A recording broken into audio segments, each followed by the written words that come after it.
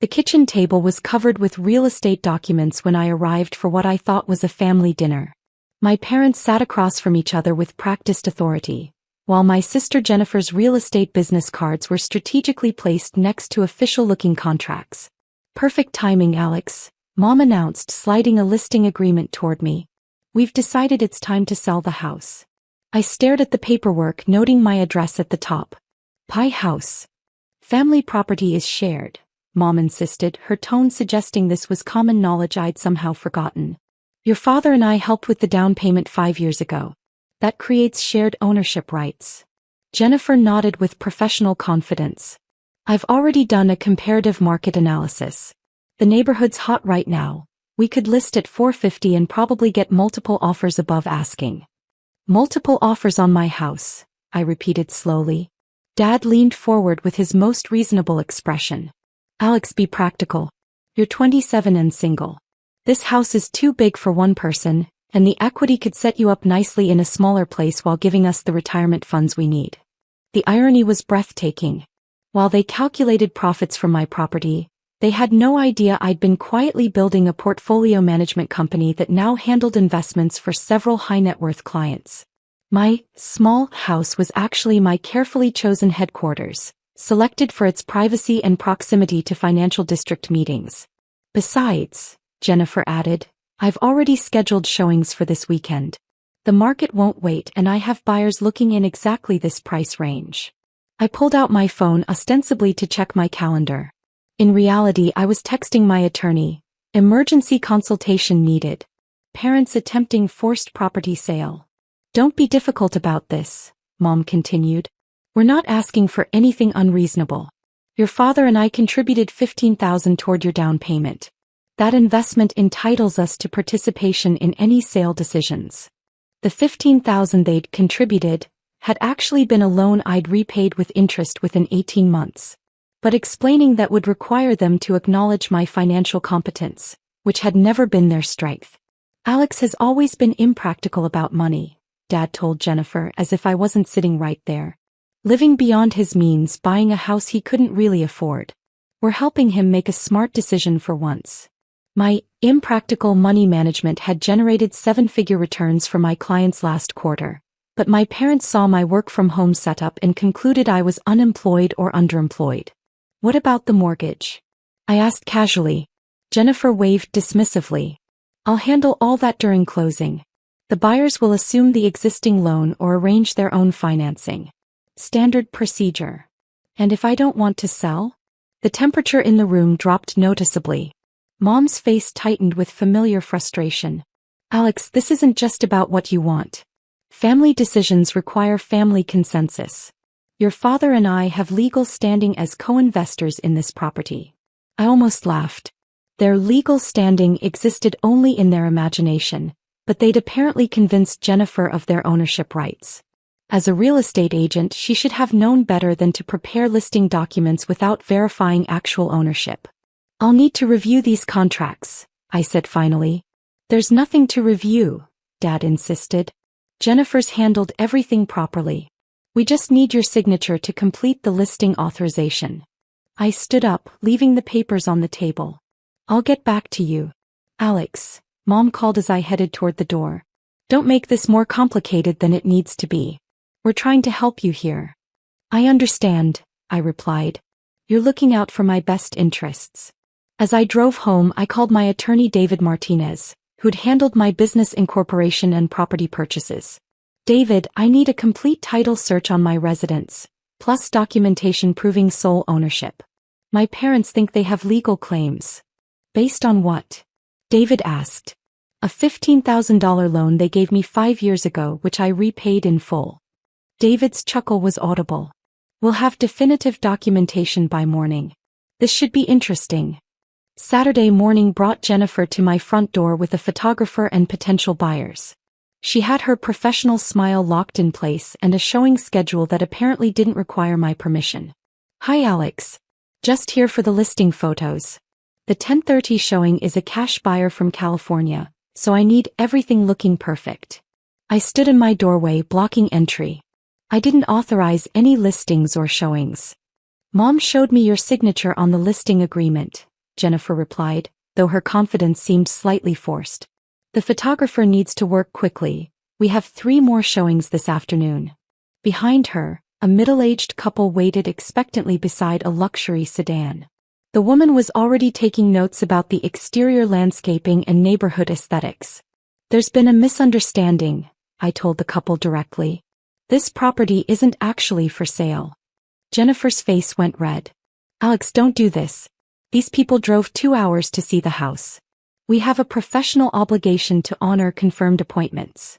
Your professional obligation is to verify ownership before scheduling showings, I replied. Did you run a title search? The question hit like a physical blow. Jennifer's mouth opened and closed wordlessly while the couple exchanged confused glances. Of course I mean Mom and Dad explained the ownership structure. Jennifer stammered. They provided all the necessary documentation about their investment in the property. What documentation? The loan papers. And the shared equity agreements. I almost felt sorry for her. What shared equity agreements, Jennifer? The couple was already walking back to their car, clearly uncomfortable with the family drama unfolding on the front lawn. Jennifer watched her commission disappear with mounting desperation. Alex, you're being unreasonable. Mom and Dad invested in this house.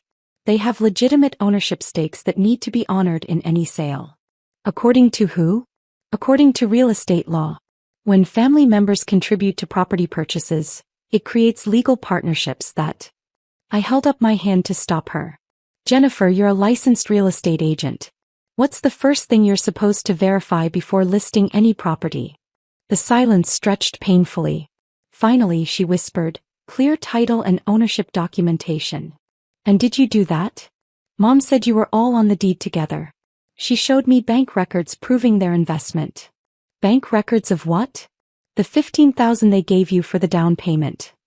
The $15,000 loan that I repaid with interest by December 2019? Jennifer's face went white. Repaid. With full documentation. Interest calculated at market rates. Paid in monthly installments over 18 months, exactly as agreed.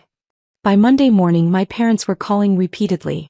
Jennifer had apparently spent the weekend canceling showings and trying to understand how she'd nearly committed real estate fraud by listing property she had no authority to sell. Alex, we need to talk, Dad said when I finally answered. There seems to be some confusion about the house situation. What kind of confusion? Jennifer says you claim to have repaid our investment. But we don't have any records of receiving payments. That's interesting, I replied. Because my bank has records of 18 monthly transfers to your joint account, each marked house loan repayment in the memo line. The silence was deafening. Tuesday afternoon, David Martinez called with the results of his investigation. Alex, you need to hear this immediately. I've got the title search, payment records, and something else that's going to blow your mind. What did you find? Your parents never had any legal claim to your property. The loan was properly documented and fully repaid with interest. But here's the kicker. Jennifer's real estate license is currently suspended. I sat down hard. Suspended. 3 months ago. Failure to maintain continuing education requirements and 2 complaints about misrepresenting property ownership in previous transactions. She's been operating illegally since August. The implications crashed over me like a wave. So every listing she's prepared, every showing she's scheduled. Completely unauthorized. She has no legal standing to represent any property sales. Your parents hired an unlicensed agent to sell property they don't own. David arrived at my house an hour later with a briefcase full of documentation. We spread everything across my dining table. Title searches, payment records, licensing reports, and Jennifer's disciplinary history. The state real estate board suspended her for 6 months, David explained. She failed to complete mandatory training and had 2 separate incidents where she listed properties without proper ownership verification. My parents don't know? Based on this paperwork, Jennifer told them she was handling everything properly. Look at these texts between her and your mother. She's been falsely representing her licensing status for months. I studied the message thread David had obtained through legal discovery. Jennifer had explicitly told our parents she was fully licensed and authorized to handle all real estate transactions, when in reality she'd been operating illegally since summer. What about the listing agreement they wanted me to sign? David's expression darkened. Fraudulent document. Jennifer had no authority to prepare it, your parents had no standing to authorize it, and signing it could have created legal complications for you as the actual owner. So they were trying to sell my house. Using an unlicensed agent, based on ownership claims they couldn't substantiate with forged authorization documents. David shook his head. This could have resulted in criminal charges against all three of them. What happens now? We document everything and present them with the facts. Sometimes reality is the best teacher. Wednesday morning, I invited my parents and Jennifer to meet at David's office. They arrived expecting to negotiate property terms and left understanding they'd narrowly avoided federal fraud charges. Jennifer's license has been suspended for 3 months, David announced without preamble. Every real estate transaction she's attempted since August has been illegal. Dad stared at the suspension documentation like it was written in foreign language. That's impossible. Jennifer's been selling houses all year. Illegally, David confirmed. And your attempted sale of Alex's property, which he owns free and clear, constitutes fraud. Mom turned to Jennifer with dawning horror. You told us you were fully licensed. I thought the suspension was temporary. Just paperwork issues. The suspension notice clearly states 6 months for failure to complete continuing education and misrepresentation of ownership rights in previous transactions, David read aloud. The room fell silent except for Jennifer quietly crying. Within a week, Jennifer faced additional disciplinary action. The attempted unauthorized sale of my property, combined with her pattern of misrepresenting ownership rights, resulted in a 2-year license revocation. My parents attempted apologies, but the damage was irreversible. Their willingness to override my property rights, combined with failure to verify Jennifer's legal standing, revealed fundamental disrespect that couldn't be unseen.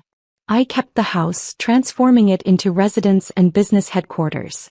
The deed now hangs in my office, not as trophy, but as reminder that family respect requires verification, not assumption.